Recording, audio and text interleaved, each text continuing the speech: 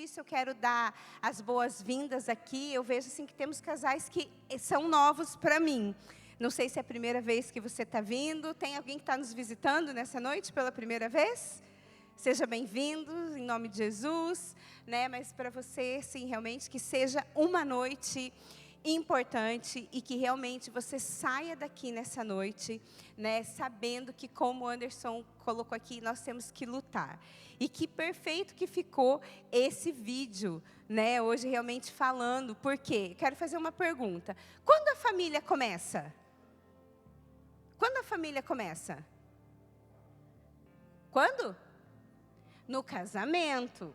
Quando eu digo sim para o meu cônjuge, né? E é assim, a família não começa só quando vem os filhos. A família começa quando nós dois, quando você e o seu cônjuge estão ali diante, né, do pastor, das testemunhas e dizem sim um para o outro. E realmente nós podemos ver então hoje que hoje é o Dia Internacional da Família, né? Então você pode dar aí parabéns para o seu cônjuge, né? E eu até ia dizer assim, gente, para o pessoal que está aí, que está servindo, que pode sentar com o seu cônjuge, pode sentar, né? Hoje qualquer coisa eu grito, olha, está acabando a água aqui, daí você vem, pode sentar. Eu acho que hoje é um dia assim diferente. Então nós vamos realmente falar sobre isso, mas eu não sei quantos de vocês percebem, né, o quanto a família, ela realmente está sendo bombardeada. E é por isso realmente que nós fazemos questão de trabalhar o mês de maio, que é o mês da família, exatamente por causa desse dia de hoje, para a gente realmente assim trazer os princípios da família, para a gente realmente trazer aquilo que Deus tem para nós enquanto família, né? Eu estou aqui me segurando para não confundir os temas aqui, porque acaba tudo encaixando em um só. Mas eu gostaria então que vocês abrissem comigo a Bíblia de vocês, ou ligassem a Bíblia de vocês no livro de Neemias, no capítulo 4, no versículo 14. 4:14. Que aqui só está a parte B. Então, eu vou ler aqui. Inspecionei, dispus-me e disse aos nobres, aos magistrados e ao resto do povo: não os temais, lembrai-vos do Senhor grande e temível, e pelejai pelos vossos irmãos, vossos filhos, vossas filhas, vossa mulher e vossa casa.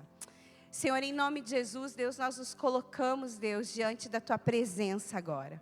Senhor, queremos pedir, Deus, que nessa noite, Deus, o Teu Espírito Santo venha realmente trabalhar no nosso coração. Nós colocamos, Senhor, cada casa, cada lar representado aqui na Tua presença. Que seja realmente, Senhor, uma noite, Deus, onde a gente entenda, Senhor, o conceito de lutar, Senhor, pelo nosso casamento, de lutar, Senhor, pela nossa casa. Senhor, que no nome de Jesus, Senhor, nós realmente, Senhor, possamos nos levantar, Senhor. Assim, Deus, como Neemias se levantou.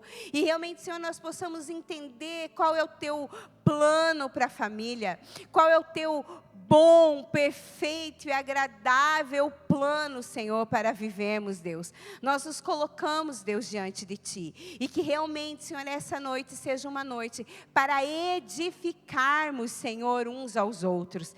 Para edificarmos a nossa casa, Pai, no nome de Jesus. Amém. Amém? Então aqui, o povo estava reconstruindo os muros de Jerusalém. Né, ele pediu, Neemias foi lá, pediu, né, que o rei aprovasse que ele fosse, então ele foi, e eles começaram a reconstruir os muros. Mas enquanto eles estavam ali construindo os muros, eles também enfrentavam grandes ameaças e oposição. Se você ler ali o resto do capítulo, você vai ver que enquanto eles estavam ali construindo, haviam pessoas que ficavam falando: vocês não vão conseguir, vocês não vão dar conta, isso não vai acontecer. Então eles enfrentavam realmente muita oposição. Mas, enquanto isso acontecia, Neemias levanta para o povo e fala: lutem, lutem pela vossa casa, lutem pelos seus filhos, lutem por aquilo que é importante. E nós estávamos conversando realmente sobre esse culto, sobre aquilo que Deus tem para fazer nas famílias durante esse ano, né? Então, e esse texto, ele veio realmente ali ao coração do pastor Sandro, falando, né, que esse texto, ele nos revela realmente que existem batalhas que valem a pena lutar. Muitas vezes nós falamos assim, olha, escolha as guerras que você quer lutar. Não falamos? Às vezes assim, as mulheres que andam mais perto de mim, a gente fala, olha, essa guerra aqui não é tua, não entre nela. Mas essa é uma luta que vale a pena lutar. A tua família, a tua casa, o teu casamento é algo que vale a pena lutar. Porque, queridos, depois de muitos anos, realmente assim, sentando e ouvindo casais e aconselhando casais, a gente percebe que há um mesmo espírito querendo atuar sobre as famílias. Há um mesmo espírito ali querendo entrar dentro das casas. E nós costumamos falar que quando o casal não está bem, nada vai bem. Nada vai bem. Porque às vezes a gente tenta dar a melhor educação para os nossos filhos quando nós temos. Quantos aqui não têm filhos ainda? Só para eu ver. Alguns, mas a maioria já tem. O bom é que quando nós ainda não temos e vamos escutando e vamos aprendendo, eu creio que nós vamos ter muito mais chance de não errar, né? Porque nós, infelizmente, nós já passamos por algumas coisas que a gente fala, olha, não faça isso, né? Então aprendam mesmo, espero que realmente vocês possam desfrutar. E eu vou falar, eu me converti com 18 para 19 anos e eu não tinha um referencial de família, né? Eu tinha meu pai e minha mãe, né, e continuaram casados até o meu pai falecer em 2022, mas antes de Jesus entrar na nossa casa, era um verdadeiro desastre a nossa casa, a minha casa. Então eu cresci com uma mentalidade de não casar. Eu cresci com essa mentalidade de não casar. E aí, depois, quando eu comecei a ir na igreja, eu comecei a ver os casais. E, aliás, eu vi a mudança dentro da minha casa. Porque, graças a Deus, os meus pais também foram alcançados. E logo que eles foram alcançados, eles foram participar do curso Casados para Sempre. E isso realmente mudou as atitudes deles. Tinha dias que eu chegava em casa e o meu pai vinha e tal, e ele falava as coisas. Filha, nunca, porque nós não tínhamos o costume na minha casa, era Deus te abençoe, bença pai, bença mãe, né? Essas coisas não tinha na minha casa, e daqui a pouco ele começou a falar, minha filha, Deus te abençoe, amém. Eu não sabia nem o que falar, porque eu não fui acostumada a isso. Então, realmente, a gente pode ver que desde essa época, e eu lembro assim que quando eu entrei na igreja, e eu comecei a orar, e eu orava para Deus me mostrar o meu marido. Daí eu comecei a querer ter assim, né? E quando o Sandro, ele me pediu em casamento, eu falei, meu Deus, mas eu nunca pensei em casar. E todas as minhas amigas faziam enxoval, né? Quantas aqui fizeram enxoval? Quantas? Olha, tem algumas, né, que guardavam e tal. Então, essa não sou eu. Eu não sou essa pessoa, não fui essa pessoa. E aí eu falava, como assim casar e tal? E aí, não, tem que casar. E o meu marido, acho que vocês já conhecem um pouco a personalidade dele, né? Então, ele chegou e ele falou assim, é o seguinte, a gente tinha terminado o nosso namoro durante um tempo.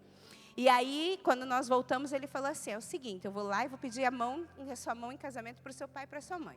Se eles abençoarem, em 6, 7 meses a gente casa. Se eles falarem que não, eu vou para outro rumo, você toma o teu rumo, eu tomo o meu e pronto, e acabou. E foi exatamente assim. E eu, com muito medo, eu adiei a data do casamento 3 vezes. Assim, não tinha ainda conversado, não vamos casar agora. Mas é porque eu estava com medo, né, do que vinha pela frente.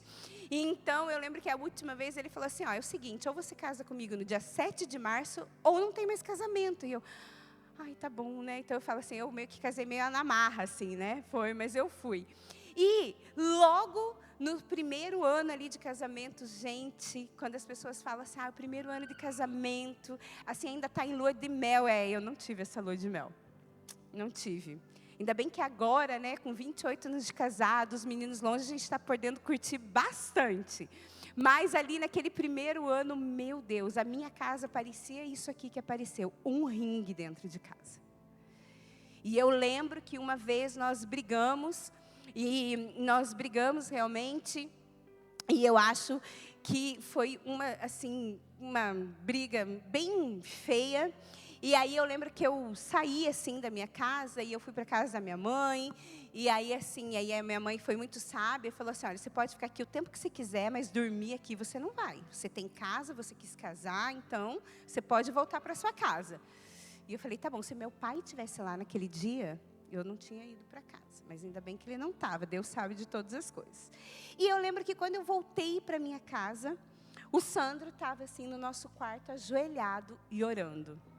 E eu lembro que eu escutei a frase assim, Senhor, eu não desisto desse casamento.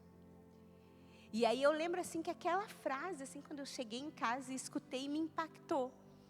E então a gente sentou e conversou, e desde então a gente fala, nós nunca vamos desistir do nosso casamento. E eu quis compartilhar isso daqui logo para vocês no começo, porque às vezes vocês podem olhar para nós e falar, porque né, o pastor Santos sempre faz elogio aqui para mim no domingo, e é muito gostoso receber tudo isso, e eu amo ser casada, eu amo ser mãe, eu amo ter a minha família, eu amo ver aquilo que Deus tem feito na nossa casa, porque nós sabemos todas as lutas que nós passamos para chegar até aqui. Então, nem tudo foram flores, né, nesses 28 anos. Mas é uma coisa que a gente sempre conversou e é uma frase que eu sempre falo com ele quando as coisas ficam mais... Como que é a palavra que ele fala? Que crente, casal de crente não briga, tem uma conversa avivada. Né? Quando as conversas ficam mais avivadas, eu olho para ele e falo assim, olha, eu nunca vou me separar de você. Então, essa realmente foi uma coisa que a gente decidiu, que essa palavra, eu vou te deixar, eu vou te abandonar, não dá mais para a gente, não existiria no nosso vocabulário. E isso eu creio que fez toda a diferença. Então, queridas, a família, ela é uma das batalhas da nossa vida. É uma das batalhas que nós precisamos enfrentar no dia a dia. É uma das batalhas que a gente realmente tem, porque como passou nesse vídeo, eu achei ele tão oportuno, quando começou ali o casamento, tudo lindo, maravilhoso, e daqui a pouco começou o mar, né, da vida, as ondas grandes se levantarem, as tempestades se levantarem, e é dentro da nossa casa, onde mais nós somos bombardeados, aonde mais nós somos confrontados, é dentro da nossa casa, é com quem nós escolhemos para passar o resto da vida, sim ou não? Porque ninguém colocou uma arma na nossa cabeça, você tem que casar com essa pessoa. Você escolheu, né? Agora, olhe bem para o seu cônjuge agora, né? E fale uma coisa que fez você escolher casar com ele, ou com ela. Pode ser, primeiro fala o marido, depois fala a mulher, né? Para os dois falarem. Uma coisa que realmente escolheu. Amém. Porque, sabe, o que é mais forte e nós sempre precisamos lembrar é aquilo que nos atraiu no nosso companheiro, na nossa companheira.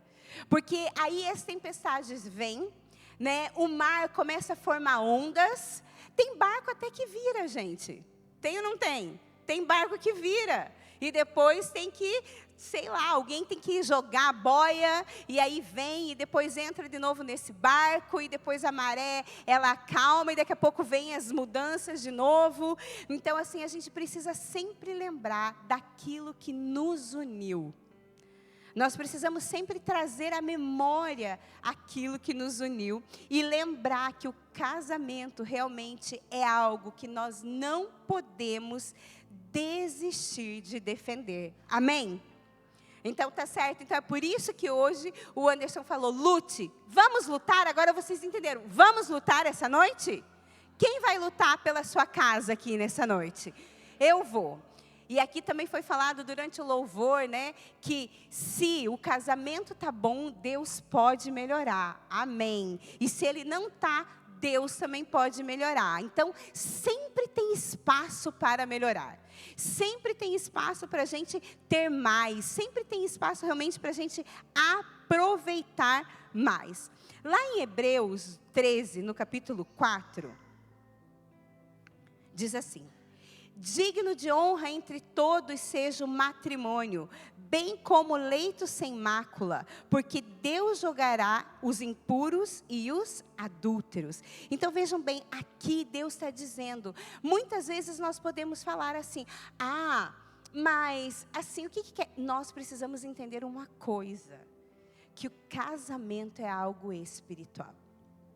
Nós não podemos mais banalizar e achar que a nossa vida, o nosso dia a dia, o que nós somos dentro de casa, como nós agimos dentro de casa, não é algo espiritual. Porque nós podemos ver ali em toda a construção, desde o Gênesis, quando Deus falou que fez a mulher para ser uma auxiliadora idônea para o seu marido. Depois tem lá em outros lugares que o Senhor fala, né, que ao homem cabe amar a sua esposa como ele amou a sua igreja. Então Deus usa a figura da família muitas vezes na Bíblia para trazer aquilo que Ele quer para nós. Então nós realmente precisamos entender que o casamento é algo espiritual. O casamento é algo realmente divino e que nós precisamos entender que é algo que vale a pena nós lutarmos. A nossa família. Então, lute mesmo com oposição. Como aqui nos versículos que nós lemos de Neemias, enquanto o povo estava construindo, o inimigo tentava parar a obra através do medo e da intimidação. E isso é algo assim realmente muito sério, que nós precisamos entender, que hoje eu estava a conversar com uma amiga minha que mora nos Estados Unidos, e ela teve um casamento mesmo conturbado, e ela infelizmente chegou, né, a ter que se separar do primeiro casamento por N fatores, mas por todos aqueles fatores que nós não gostaríamos que chegasse a acontecer, aonde ela estava realmente até debaixo de uma palavra bíblica que ela realmente poderia chegar a isso. E ela sofreu muito, ela sofreu abuso de todos os tipos que vocês possam imaginar, sofreu traições. E então ela realmente tomou a decisão e ela teve ali a sua vida, e ela então, depois de alguns anos, acho que uns 8 anos, ela então resolveu ir para os Estados Unidos, e ela então encontrou uma outra pessoa dentro da igreja. E nós estávamos a conversar e ela falou assim, ai, amiga, ela falou assim, ela me chama de Mara Vigold, é bem o estilo dela. Aí ela falou assim, amiga, eu não queria de jeito nenhum, porque você sabe o que eu passei. E eu falei, sim, eu sei. E ela falou assim, mas Deus deu uma palavra que existia um homem que ia olhar para mim. E eu tinha muito medo. E aí eu falei assim, uau, que legal, e como que foi isso? Porque fala outra língua, e nananã, e tal, como é que foi as coisas? E aí ela falou assim, ai, Deus foi tão bom comigo, e eu fui lá, e estudei o meu inglês, e tal. E aí o meu irmão veio para cá, ela contando, o meu irmão veio para cá, e meu irmão falou, olha, se você não casar com ele, eu que vou casar. E aí então eu comecei a perceber que realmente aquilo era bom para mim. Mas o medo tentava a dominar, aonde ela então realmente não pudesse ser feliz novamente, por todo o histórico que ela tinha. Então, isso aqui é uma coisa que eu contei, mas queridos, o medo, ele entra dentro de nós, dentro da nossa casa, para nos trazer momentos de intimidação. Quando nós começamos a pensar, eu não vou falar aquilo que eu estou pensando, porque eu não sei, eu tenho medo do que o meu cônjuge vai pensar. Eu não vou fazer tal coisa, porque eu tenho medo. Eu não vou falar dos meus sentimentos genuínos, porque eu tenho medo, né? Intimidação. Então, sabe, tudo aquilo, talvez nessa noite você esteja aqui com o seu casamento que só precise melhorar. Mas talvez nessa noite você entenda e perceba que há coisas que precisam serem reconstruídas dentro do seu lar. Que precisam ser realmente ali reconstruídas. Às vezes tem um tijolo que quebrou, uma fissura que está ali. Então está precisando ali de que venha do cuidado de passar uma massa, ou de ser trocada ali não sei como é que faz isso, que não entendo muito de construção, né? Ou de ser trocada ali uma parede. Então assim, a gente precisa agora toda reconstrução, ou toda mudança de pensamento vai atrair uma resistência. Vocês conseguem perceber?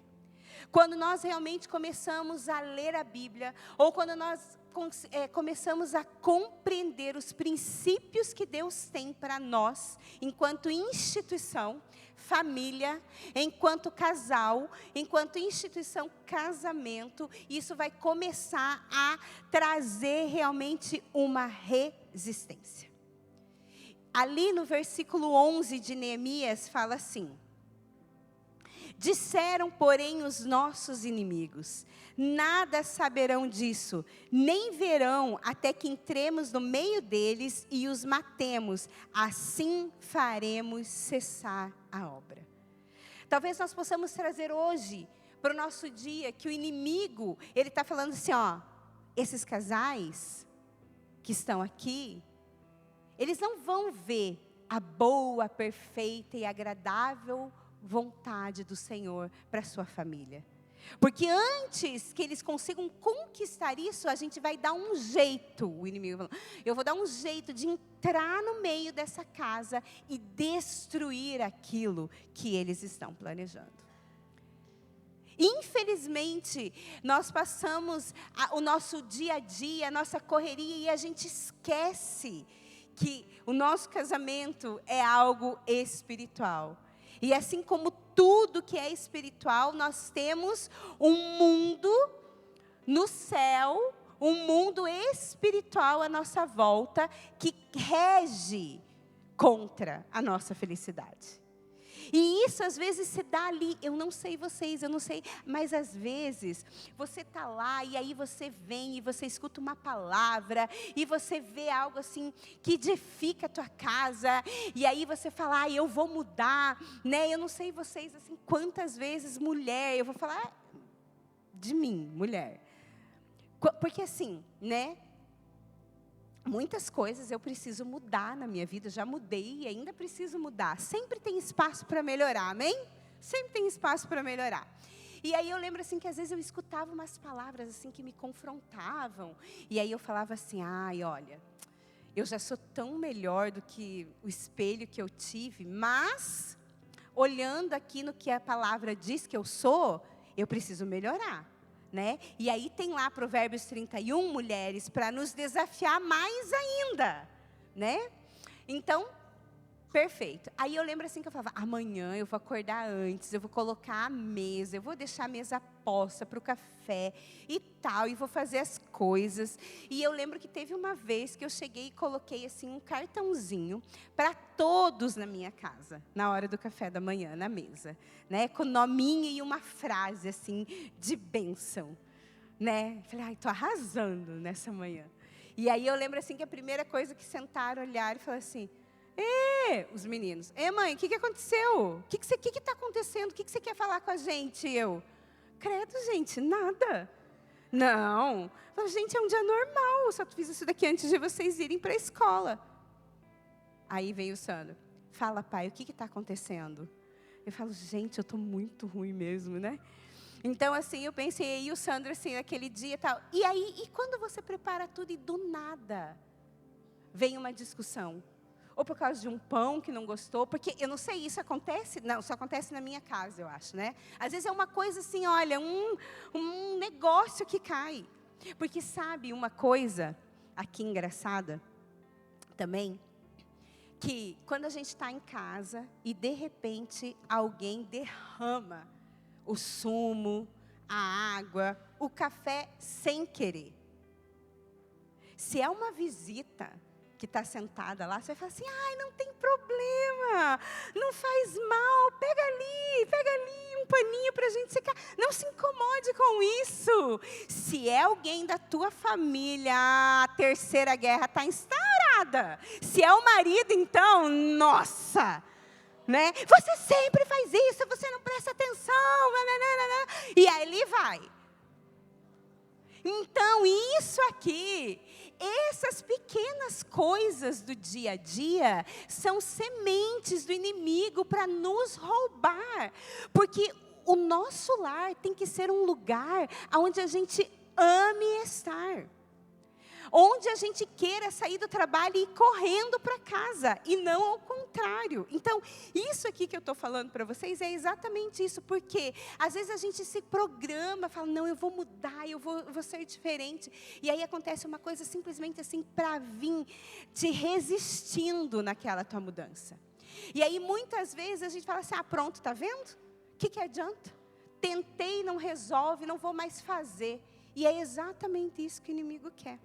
Não vou mais fazer, vou deixar para lá. Gente, eu não sou uma boa cozinheira. Não sou. Enfim, mas quando os meninos nasceram e começaram a crescer, aquela coisa, eu falava, ainda bem que naquela época o Instagram, as redes sociais não eram como é hoje. Porque senão eu acho que eu ia viver assim, nossa gente, que péssima mãe que eu sou. Porque tem umas mulheres que fazem tudo, né? E é bolo lindo, maravilhoso e tal. Enfim, graças a Deus que a gente não precisa se espelhar nos outros. Amém? Mas, enfim, eu sabia que se eu fizesse um carinho para eles, se eles chegassem da escola, aí a única coisa que eu sabia fazer era bolo de chocolate e uma torta salgada no liquidificador. Era a única coisa que eu sabia fazer, assim, de diferente, né? Agora que eu já estou numa fase, não estou ainda nessa fase, mas vou entrar daqui a pouco, numa fase de ser vó, eu fico, Senhor, me ajuda, me dá assim, porque eu quero no Natal fazer aquelas bolachinhas e pintar com os meus netos. Gente, eu quero, então eu vou me desdobrar para fazer isso. Se vai ficar bom, eu não sei, mas eu vou fazer. Porque quando eu coloco também uma coisa na cabeça, eu falo, agora eu vou fazer. E aí eu fazia isso, né? E eu sabia, gente, que não era assim, a 8ª maravilha do mundo. Mas eu sempre procurava fazer aquilo. E eu sabia, as primeiras vezes ficaram horríveis. Eu não sei o que acontecia com o meu forno, que todo bolo ficava assim, ó.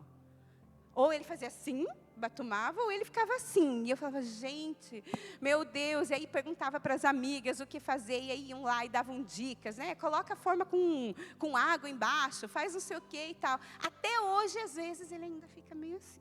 Mas, enfim. Né? Mas, realmente, assim, então, essa resistência. E aí eu podia simplesmente parar de fazer. Mas eu continuava fazendo. E os meus filhos amavam. Então, assim, eu vejo, então, assim, a gente não pode, assim, a primeira resistência a gente tem que realmente desistir. Então, a gente vê ali realmente que os inimigos, né, eles querem que a gente desista por causa do medo, por causa da intimidação que vem. Porque, às vezes, você está lutando sozinho, como a gente viu no vídeo. Porque, às vezes, a outra pessoa ainda não teve a revelação que você teve. E vocês sabem que isso pode acontecer? Muitas vezes, quando a gente está lá no nosso tempo com Deus, Deus traz uma palavra rema para você, ou trabalha no teu coração algo que você tem, e o teu cônjuge não estava lá com você. E aí você tem que ter a paciência de tentar mostrar ali para ele, nas ações, né, aquilo que você realmente quer mostrar. Então, realmente, a gente precisa entender que nós precisamos lutar pelo nosso casamento. E lutar pelo nosso casamento é realmente assim, embanhar, se nós pudéssemos, né, uma luva dessa aqui de boxe, ou, né, a nossa espada, e realmente falar assim, aqui está blindado. Então, por isso que nós vamos trabalhar o tema lute. Aqui está blindado. Uma vez, né, todos esses anos, realmente de ministério e gabinetes, eu lembro que uma vez veio uma família e falou assim, olha, lá em casa a gente é meio viking. A gente briga mesmo, e quando eu entro na briga, eu entro com tudo e tal, mas assim, também, ó, se alguém vier contra nós aí, não. Aí a gente se une todos e a gente vai para cima e aqui ninguém entra. Mas nós lá somos meio viking. Só que assim, gente, Deus não quer que a gente seja meio viking dentro de casa. Deus não quer, Ele quer que nós sejamos menos viking. Amém? Mas realmente o lutar pela família, isso realmente é muito importante. Pelo nosso casamento. E às vezes é realmente assim você deixar de ser tão egoísta. Deixar realmente de pensar só em você e entender que a partir do momento que nós nos unimos, nós nos tornamos o quê? Eu vou perguntar de novo. Vamos lá, classe. Quando nós nos unimos com uma pessoa, nós nos tornamos uma só carne. Então, realmente nós precisamos lutar. Lutar pelos nossos filhos, né? Principalmente nos dias de hoje. Eu não sei vocês, mas eu, na minha adolescência, na minha fase de adolescência e de criança, a escola, o mundo aí fora, o que era apresentado já era bem difícil. Então, eu nem imagino, quer dizer, eu imagino porque vocês muitas vezes nos falam, como está hoje lá dentro. Então, nós precisamos lutar. Foi a pastora Lu, de Genebra, que ela chegou e falou que ela ia marchar na volta da escola. Se for preciso, vá. Se for preciso, se levante. Se for preciso, vá no quarto dos teus filhos, enquanto eles estão na escola, e ore. E comece a declarar a bênção do Senhor, quando eles são adolescentes, jovens. Comece lá a declarar, ali no travesseiro. Comece a declarar, Senhor, que todo pensamento maligno, maldito, caia por terra no nome de Jesus. Nós temos uma arma poderosa, que é a oração. E nós precisamos entender que a oração, ela precisa fazer parte do cotidiano da nossa casa. Não é só oração religiosa, muitas vezes, vamos orar antes de comer. Não é só essa oração. Mas realmente a oração, ela precisa fazer parte do nosso dia a dia. Ela precisa ser uma constante na nossa vida. E sabe, porque muitas vezes vão vir lutas, tempestades grandes, que talvez você olhe e fale assim, eu desisto. Eu cheguei até aqui.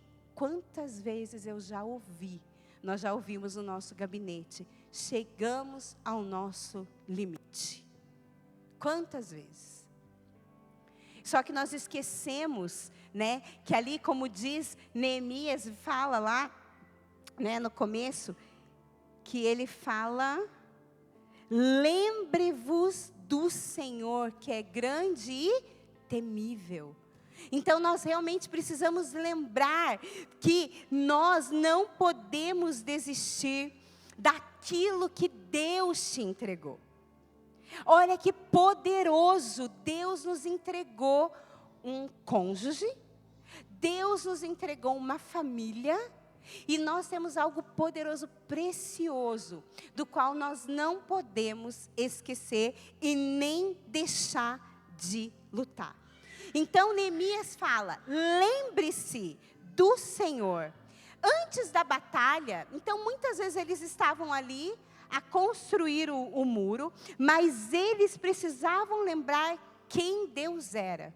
Porque quem se lembra da grandeza de Deus, ganha força para continuar. Então, quando as coisas estiverem difíceis, quando as coisas estiverem quase impossíveis aos nossos olhos humanos, nós precisamos lembrar que Deus é Deus e que Ele é grande o suficiente, e Ele nos dá o quê? Força. Força para lutar. Força para continuar. Não há nada maior do que o poder do nosso Deus. Não há nada maior do que aquilo que Deus quer para as nossas vidas, enquanto casal, enquanto pais. Amém? Não há nada que Ele queira. Então, melhor. Ele quer sempre o melhor para a gente. Então, realmente, a gente tem que entender, a gente não pode olhar apenas para o problema que nós estamos enfrentando. Mas a gente tem que olhar para Deus e falar, o Senhor está no controle. Muitas vezes às vezes quando a gente se debate, é porque a gente quer tomar o controle. A gente quer tomar o controle daquilo, e eu costumo falar, né, para as mulheres, e eu sei que o meu marido também fala para os homens, a gente fala assim, olha, nós não temos o poder de convencer ninguém. Você sabia? Nem o seu cônjuge. Quem tem o poder de convencer é o Espírito Santo. Então, o que mais a gente tem que fazer, ao invés de entrar em luta um com o outro, é realmente a gente colocar o nosso joelho no chão e falar, Senhor, essa batalha é sua. O Senhor é que pode, o Senhor está vendo o que está a acontecer e o que isso tem causado para dentro da nossa casa. Então, nós precisamos realmente entender que nós temos que lutar por aquilo que tem valor. E o maior valor na Bíblia, a família, é o maior valor, é um princípio, é algo assim que Deus estabeleceu. E nós não podemos negligenciar isso de jeito nenhum. Então, vejam bem, Neemias cita aqui, lá no versículo 14 que nós lemos, ele cita que nós temos realmente que lutar pelos nossos irmãos, pelos nossos filhos, pelas nossas esposas e pela nossa casa. Então, o que é isso? Por quê? E eu costumo falar, tudo que tem na Bíblia tem um porquê. E por que será que Deus falou exatamente quando o povo estava reconstruindo o muro de uma cidade?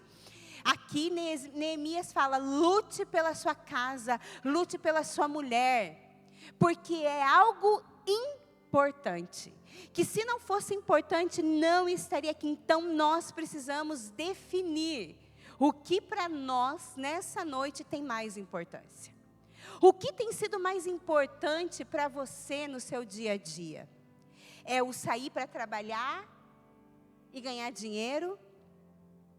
É o aparentar algo para alguém? É conquistar coisas materiais?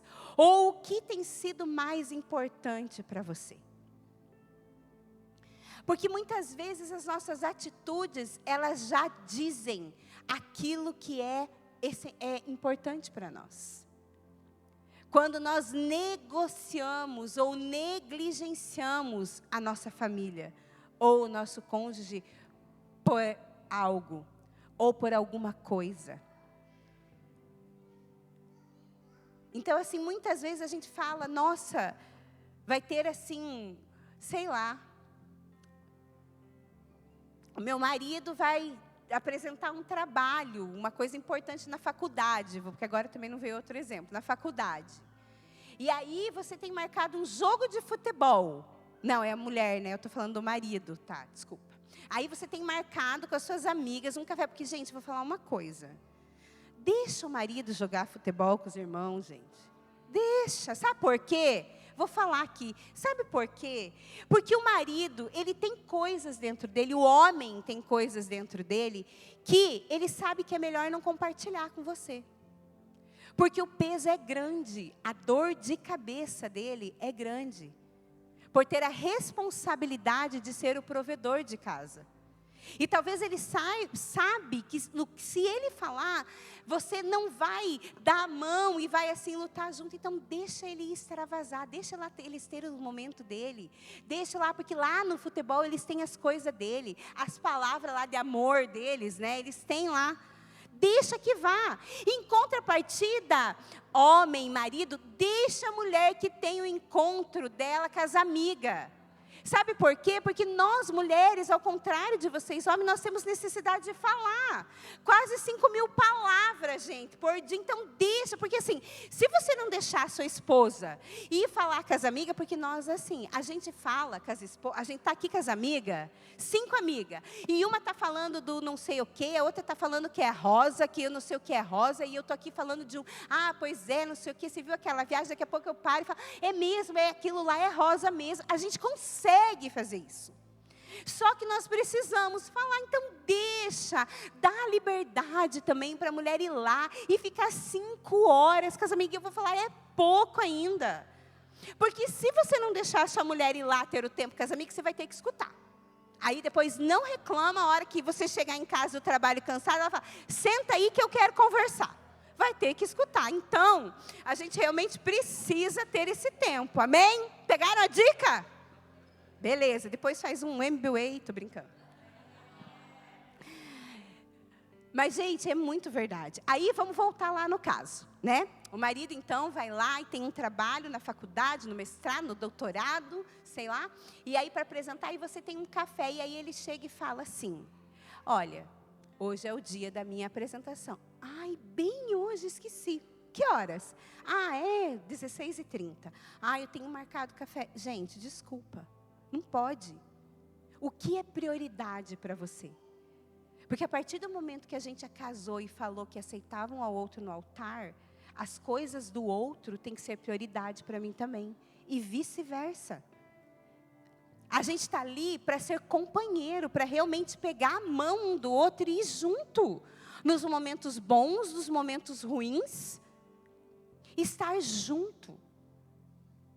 E nós precisamos entender que as nossas atitudes, elas demonstram o que é prioridade para nós. E o casamento, a família, ela é uma herança que nós precisamos defender. Amém? Nós realmente precisamos defender isso, né? Mesmo cansado, sabe? Mesmo assim que você já se fartou de conversar sobre a mesma coisa, mesmo que você já cansou de pedir mudança, mesmo que você já falou assim, olha, eu não aguento mais, mesmo que você já fez tudo isso, continue a lutar.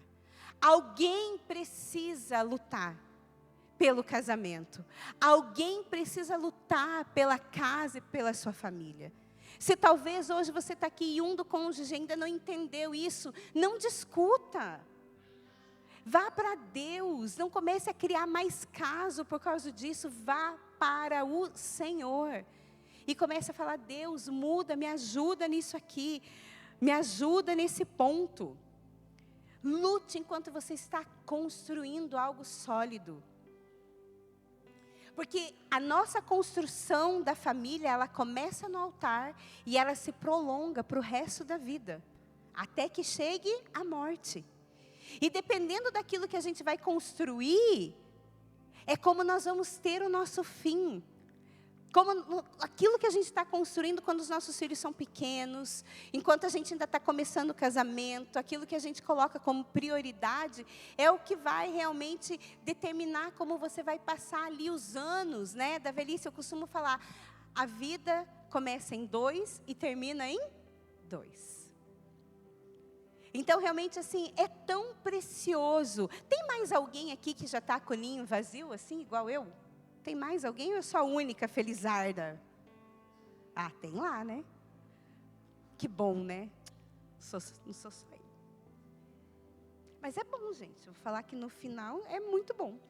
Mas assim, só que o que a gente constrói durante essa caminhada é que vai dizer se a hora que chegar, a hora dos filhos irem construir a sua vida, se vai ser bom ou não. Ou se vocês vão ser 2 estranhos dentro de casa. Então, a família é um lugar de contínua construção.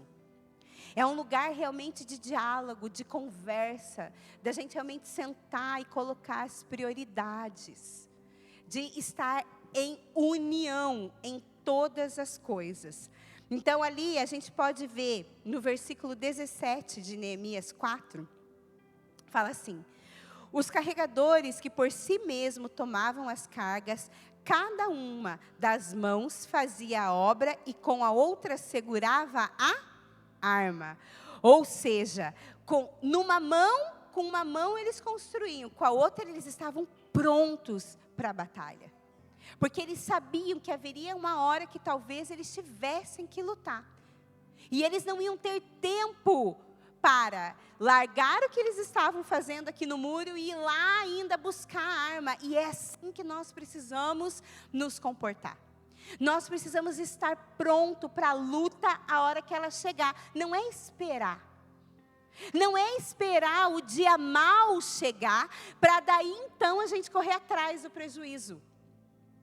Não é esperar. É realmente você sempre estar preparado. E a hora que uma notícia chegar, a hora que algo acontecer, você já está ali pronto para dar a mão para o seu cônjuge, e então fala assim, nós vamos lutar por isso juntos.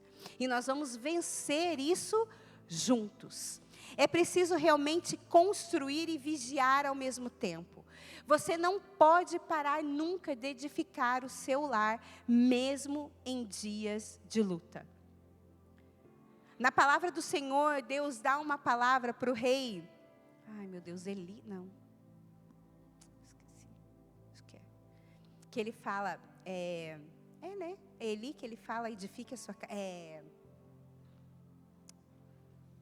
Gente, acontece isso mesmo. Está aqui na ponta da língua. Ai, meu Deus, arrume a sua casa. Ezequias, obrigado, o rei Ezequias, vá e põe em ordem a sua casa. Pronto, veio. Põe em ordem a sua casa. Porque nós precisamos entender realmente que, mesmo em meio de dias de lutas, nós não podemos ser negligentes de não querer colocar a nossa casa em ordem. Quando parece que tudo vai mal, quando parece que vem uma notícia ruim, e você sabe, às vezes, que você tem que confrontar o seu cônjuge, ou, né, ademoestar os seus filhos, chamar a atenção dos seus filhos, e às vezes você está tão cansado, fala, eu vou deixar para lá, isso daí amanhã melhora. Nós não podemos ser negligentes a esse ponto. E construir uma vida para fora da nossa casa, e dentro da nossa casa tudo está desmoronando. Porque sabe, a nossa maior recompensa na vida não vai ser quantas casas eu consegui comprar, quantos carros eu tinha, quantos euros eu tinha guardada, o quão, né, bem sucedido eu era. Mas o maior benefício que eu e você vamos ter é quando nós chegarmos na porta do céu e você e a tua casa toda entrar. Esse é a prosperidade, a verdadeira prosperidade. E muitas vezes nós nos preocupamos tanto com as outras coisas externas e nós esquecemos disso que é tão importante. Muitas vezes nós nos agarramos aqui em falas que são verdadeiras, que a salvação é individual, mas um homem e uma mulher temente ao Senhor vão trazer para dentro da sua casa esse lugar de bênção, e não um lugar de maldição. Não um lugar de maldição. Para que quando nós, assim, porque eu não sei você, mas eu quero minha família inteira no céu. Então nós realmente precisamos entender isso. Então o homem e a mulher temente a Deus edificam a sua casa. Mesmo que seja difícil, mesmo que tenhamos dias de lutas e de guerra. Eu queria que você pudesse acompanhar comigo agora uma outra história, lá em 1 Samuel, no capítulo 30. Nós vamos ler do 1 ao 4 e depois o versículo 6. 1 Samuel 30. Diz assim: Sucedeu, pois, que chegando Davi e os seus homens ao terceiro dia de Ziclag, já os amalequitas tinham dado com ímpeto contra o sul, e Ziclag e esta ferindo e queimado. Tinham levado cativas as mulheres que lá se achavam, porém a ninguém mataram, nem pequenos nem grandes. Tão somente os levaram consigo e foram seu caminho. Davi e os seus homens vieram à cidade e ei-la queimada, e suas mulheres, seus filhos e suas filhas eram levados cativos. Então, Davi e o povo que se achava com ele, ergueram a voz e choraram, até não terem mais forças para chorar. 6. Davi muito se angustiou, pois o povo falava de apedrejá-lo, porque todos estavam em amargura, cada um por sua casa, cada um por causa de seus filhos e por suas filhas. Porém, Davi se reanimou no Senhor, seu Deus. Então, vejam bem aqui, o que aconteceu? Davi e seus homens, eles tinham saído para guerrear, enquanto as suas famílias tinham ficado aqui em Ziclag. E aí, quando eles voltaram da guerra, o que tinha acontecido? O exército inimigo tinha vindo e tinha arrasado aquilo ali. Tinha levado todos cativos. E aí, quando os homens chegaram, eles se revoltaram. Eles choraram pela sua família, mas eles se levantaram contra Davi. Eles se levantaram contra Davi e começaram: como que pode você realmente não ter feito isso? E agora, e aí o que Davi fez? Davi se reanimou em Deus.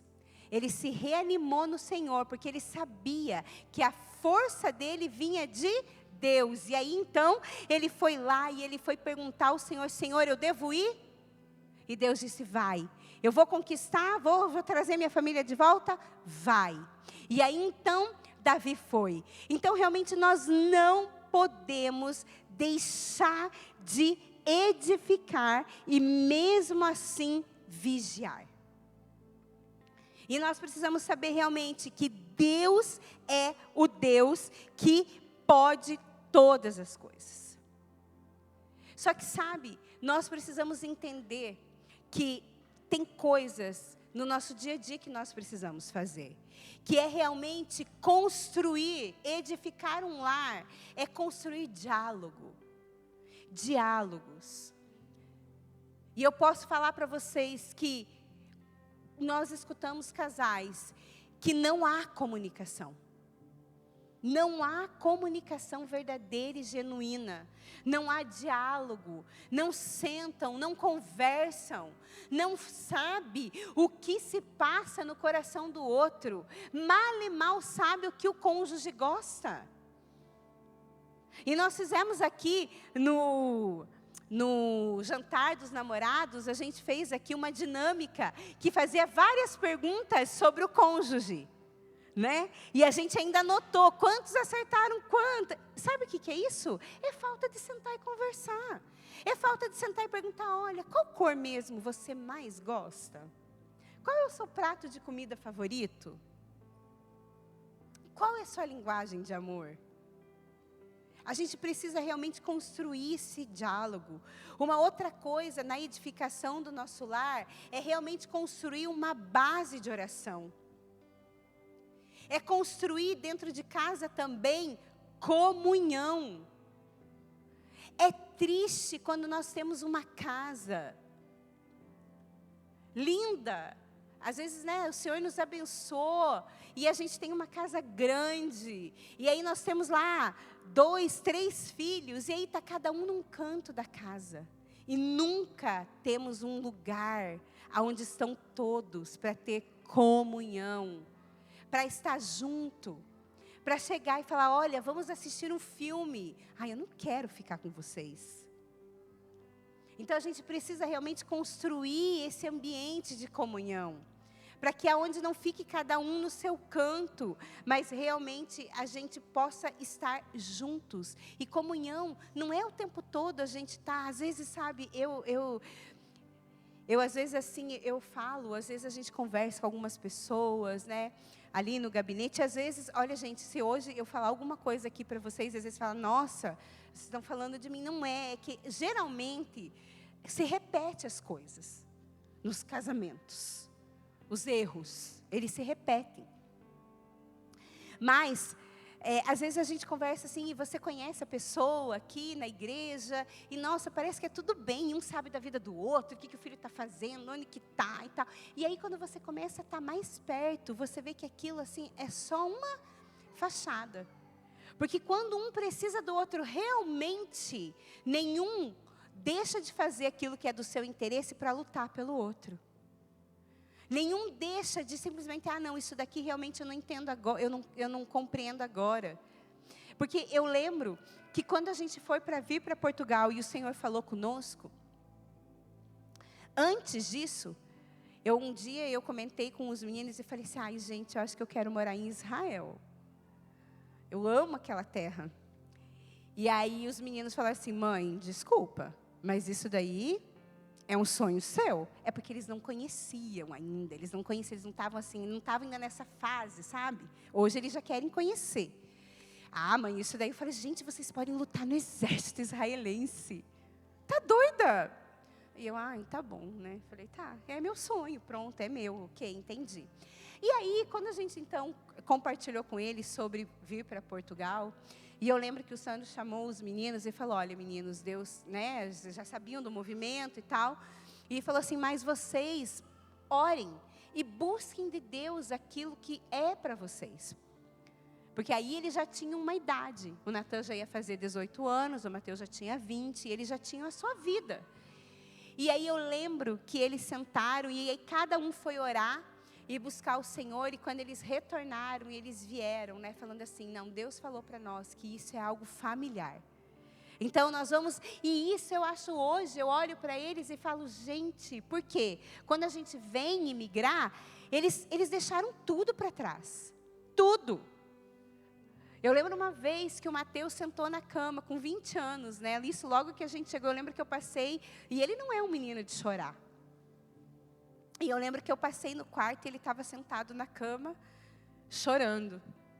E eu falei para ele, filho, o que foi? E ele falou assim, mãe, eu tenho 20 anos e eu não construí nada. E eu virei para o lado e comecei a rir. Falei, Jesus amado. Aí eu ri, e daí daqui a pouco eu voltei e falei, filho, por que você está falando isso?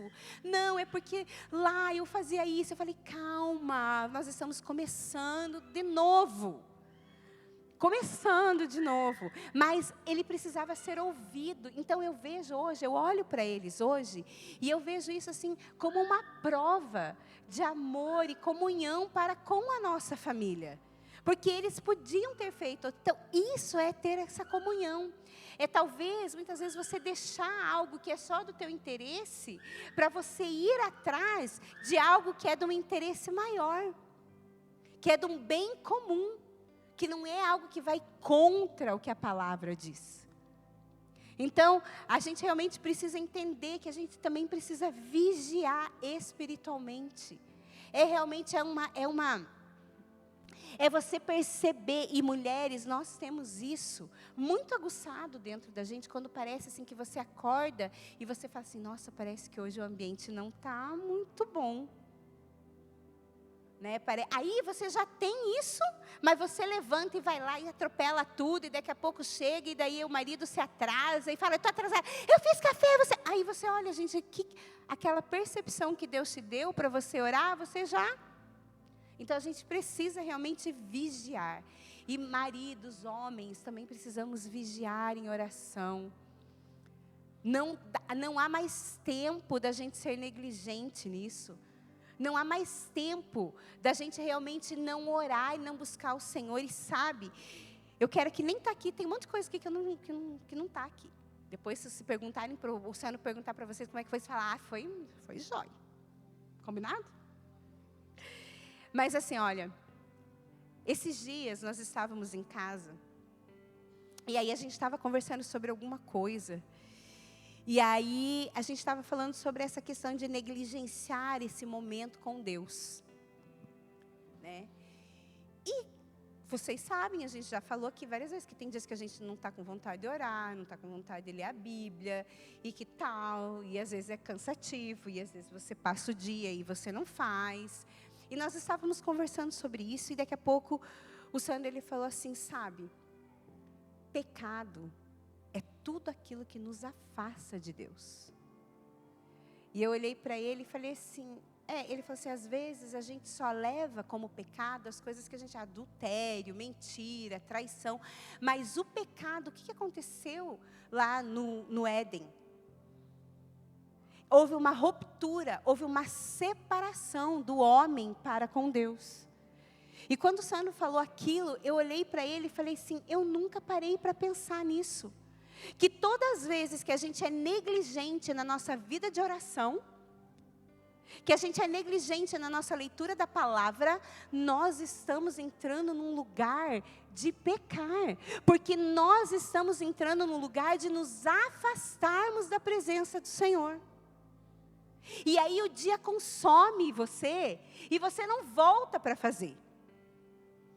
E aí a vida vai continuando, e eu tenho olha, e é tão fácil, é igual nós mulheres falamos. nós falamos uma para outra. É tão fácil ganhar peso, é tão difícil perder. E é a mesma coisa. É tão fácil perder o relacionamento com Deus. E é tão difícil você conquistar de novo esse lugar de intimidade com Ele. Imagina no casamento. Quando não tem isso, quando nós não cultivamos uma oração juntos, desde a época do namoro, do noivado, vai criando um buraco entre a gente, cria um muro, e quando você fala assim, vamos orar junto, as palavras não saem, dá uma vergonha. Engraçado que fazer outras coisas a gente não tem vergonha, mas orar junto com o cônjuge daí é complicado. Então a gente precisa entender como isso é sério. A gente realmente precisa entender, sabe, que Deus, tem momentos que Deus chama alguém da família para se levantar e lutar. Nós precisamos realmente entender que nada é assim, é do dia a dia, é comum. Você pode falar para o seu cônjuge, pode falar. Fala assim, você sabia que você não é nada comum? Sabe por quê? Porque você é um cidadão do céu. Isso já não é comum, não é verdade? Então, realmente, às vezes Deus nos chama e a gente precisa entender.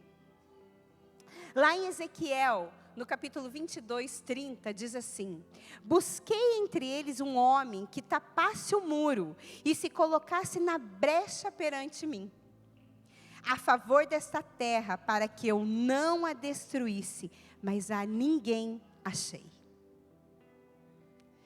Que palavra! Deus anda ao redor da terra procurando pessoas que se disponham a fazer. E aqui está, ninguém achei. Então, realmente, Deus está buscando um homem e uma mulher que realmente se coloquem na brecha pela sua casa, na brecha pela sua família. E que não deixe de lutar por poucas coisas. O Ministério do Louvor pode subir? Porque sabe, queridos, não há coisa maior do que o poder do nosso Deus. Não há impossível para Deus. Ontem nós estávamos numa reunião aqui com os diáconos e nós estávamos a conversar. E eu lembro que a gente falou uma coisa e eu mesma falei, não há impossível para Deus. E não há impossível para Deus. Só que às vezes as coisas acontecem de uma forma que não é aquilo que a gente quer. Mas para Deus não é impossível e Deus é sabido. Ele sabe de tudo, Ele sabe do tempo que tem que ser feito, Ele sabe do modo como tem que ser feito. E a nós cabe nos colocar nesse lugar de brecha. E de realmente lutar pela nossa casa, realmente lutar pela nossa família, lutar pelo nosso cônjuge, lutar pelo nosso bom relacionamento, lutar para que a nossa casa seja alegre, para que a gente possa rir, para que a gente possa, sabe, muitas vezes eu olhei para mim e eu falo, Deus, eu não consigo tirar uma foto sorrindo. Alguns anos, porque eu era muito rígida comigo mesma. Mas nós já aprendemos que nós precisamos ter leveza na presença do Senhor. E a nossa casa tem que ser assim, sabe por quê? Porque todas as manhãs nós temos 2 caminhos para seguir. Ou você tem problemas? É claro que a gente tem problema. Tem conta para pagar e às vezes não tem dinheiro no banco? Pode ser. Tem um filho que talvez esteja afastado da presença de Deus? Sim. Talvez você e seu marido, você e sua mulher não estejam se entendendo, sim, mas nós temos 2 caminhos. Ou você escolhe ficar nesse lugar aqui do problema, ou você escolhe agradecer por aquilo que Deus já fez. Porque você começa a declarar, isso aqui vai passar, isso daqui vai mudar. E aí a alegria de pertencer a um Deus assim, ela vai nos enchendo, e vai nos conchendo, e vai nos contaminando de alegria. E aí eu consigo contaminar o meu próximo. Eu consigo espalhar na minha casa. E é tão triste quando nós chegamos em determinados lares que parece que está tudo lindo, maravilhoso, tudo no lugar. Não tem uma sujeira no chão. Parece que você pode olhar ali e se espelhar naquele chão. Não tem pó, tá tudo lindo. Aquele sofá impecável, branco. Mas aí você entra e você não sente alegria. Você não sente cumplicidade. Você não sente amor. Muitas vezes é melhor você chegar num lar, onde tem brinquedo espalhado para tudo quanto é canto. Onde não deu tempo de você tirar as sujeirinhas do chão naquele dia. Mas a hora que a gente entra lá, a gente sente o perfume do cuidado da mulher. A gente sente o cheirinho de uma comida sendo preparada com amor. Você vê os filhos correndo e a brincar, e você vê o marido e a esposa se chamar: vem cá, amor, vem cá, querida, vem cá, meu príncipe. É tão mais gostoso isso. É tão mais prazeroso quando realmente nós conseguimos entrar numa casa e a gente vê que ali há uma família feliz. Que apesar das dificuldades pode ser o lar mais simples que possa existir. Mas é um lar que muitas vezes você vai querer voltar pelo ambiente que você sentiu ali. Quanto muitas vezes você pode ir numa casa toda linda, maravilhosa, e você fala: meu Deus, nunca mais eu quero colocar o pé aqui. Então nós realmente precisamos entender que nós fomos chamados para lutar pela nossa casa, pelo nosso casamento. Eu gostaria realmente que você pudesse ficar de pé.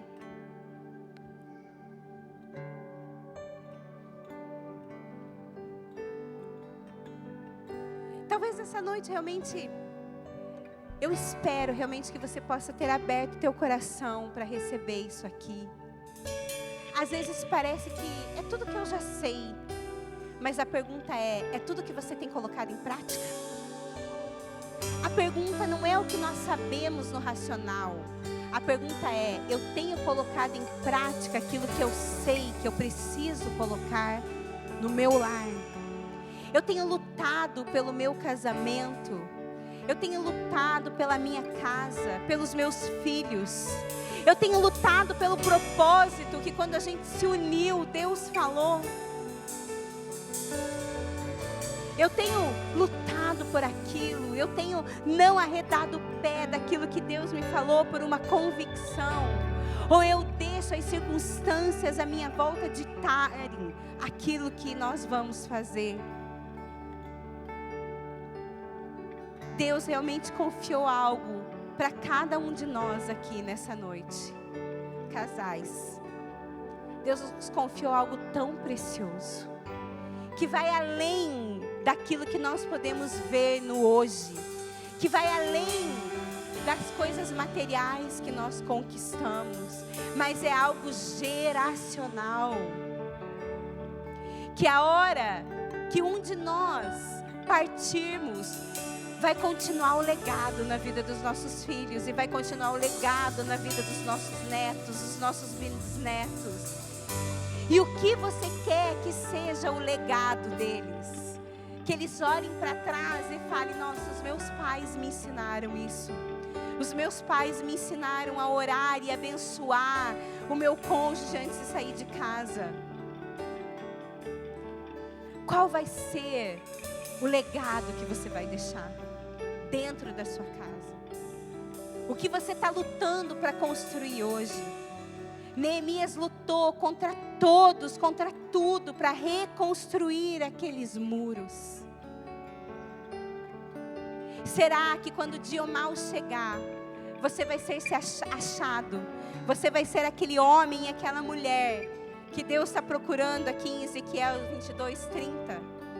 Que Ele está realmente buscando alguém para se colocar na brecha. Será que você vai ser achado por Ele? Para realmente se colocar na brecha? Será que você está disposto a jejuar pelo seu casamento? Será que você está disposto a deixar de comer manjares pela vida dos seus filhos? Será que você está disposto a deixar de ter o seu tempo só para você construir uma verdadeira comunhão dentro da sua casa? Será que você está disposto a transformar a tua casa num verdadeiro lar? aonde todos gostem de estar. Nessa noite, queridos, realmente nós precisamos entender que só quem não desiste da batalha pode ver a reconstrução acontecer. Amém? Porque depois da guerra, depois que Davi foi lá e recuperou a sua casa, eles precisaram reconstruir, assim como Neemias fez. E nós não podemos desistir no meio do caminho. Nós não podemos desistir no meio do processo. Porque se nós desistirmos, nós não veremos a reconstrução. E nós precisamos lembrar que o nosso Deus é um Deus que se alegra com coisas lindas e bonitas. E Ele tem para nós algo que nós nem podemos imaginar. Então, realmente, nós precisamos lutar para ver a reconstrução acontecer. Nós precisamos lutar para realmente ver o nosso fruto. O fruto do nosso casamento, os nossos filhos, eles realmente alcançarem o bom e o propósito, o perfeito propósito de Deus. Nós precisamos lutar para ver todas as promessas de Deus se cumprirem nas nossas vidas, como marido e mulher. Ver realmente aquilo que nós... Porque quando nós casamos, o que a gente queria? A gente queria realmente que todos os dias fosse um lugar de deleite, de prazer. E isso depende muito mais do nosso posicionamento. Então, realmente que nessa noite, vocês possam buscar da parte do Senhor. E Senhor, aonde eu preciso reconstruir? Aonde eu preciso reconstruir? Me mostra, Deus, e me faz ser esse homem e essa mulher achado por Ti, que vai lutar. E que com uma mão vai construir e com a outra vai estar pronto para a guerra. Com uma mão vai edificar e com a outra mão vai vigiar. Amém? Em nome de Jesus, eu gostaria que você pudesse dar a mão para o seu cônjuge nessa hora. Enquanto eles vão aqui ministrar um louvor ao Senhor. Eu realmente gostaria de pedir que vocês dois agora esquecessem dos demais que estão aqui. E que vocês realmente pudessem falar assim, olha, vamos lutar. Vamos dar as mãos aqui nessa noite. Vamos parar de pegar tanto no pé um do outro. E vamos se dar as mãos e vamos lutar por aquilo que nós queremos. O que nós queremos para daqui 5 anos? Nós somos uma equipa, nós somos um time. Comece então agora a orar para o seu marido. Enquanto eles cantam, cante também juntos. E comece a declarar bênçãos sobre a vida um do outro, no nome de Jesus.